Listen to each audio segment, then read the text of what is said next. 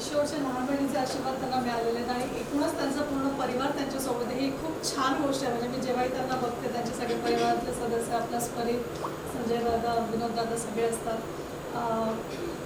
So जसे परिवारातले सदस्य आहेत त्याचप्रकारे आपल्याच टीमची मी प्रमुख पाहुणी किंवा असं म्हणणार नाही कारण ती की आपल्याच टीमची आहे. अतिशय गोड व्यक्तिमत्वाची चुलबुली शिवानी आपल्यासोबत आहे आणि ती एक दोन शब्द बोलेल. येस.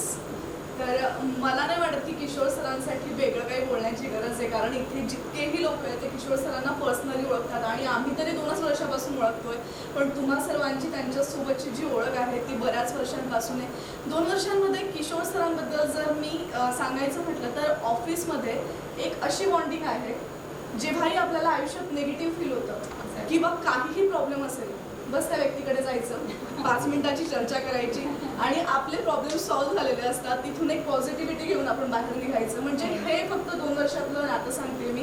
आणि त्या पलीकडे आपल्या सर्वांनाच माहिती आहे की त्यांनी जेव्हा ट्रान्सप्लांट त्यांचं झालेलं होतं, जनरली अशा गोष्टी झाल्यानंतर माणूस तुटतो, खचतो, पण त्या क्षणी कसं उभं राहायचं याच्यासाठी एकतर मनाची तयारी लागत असते आणि ती मनाची तयारी त्यांची म्हणजे ज्या रीतीने त्यांनी ती स्वतःची तयारी करून घेतली, तर आज त्यामुळेच ते वर्ल्ड ट्रान्सप्लांट गेम असतील किंवा सगळ्यांना अवयवदानाबद्दल जागरूकता पसरवणं असेल, या सगळ्या गोष्टी ते करू शकत आहे. आणि आज त्यांच्या आयुष्यातला एक महत्त्वाचा टप्पा आहे असं मी म्हणेन, कारण माणसाला जनरली एक जन्म जो आहे तो सार्थक करायला वेळ लागून जातो, पण सरांचा आज 2रा जन्म सार्थक होतोय असं म्हणायला काही हरकत नाहीये.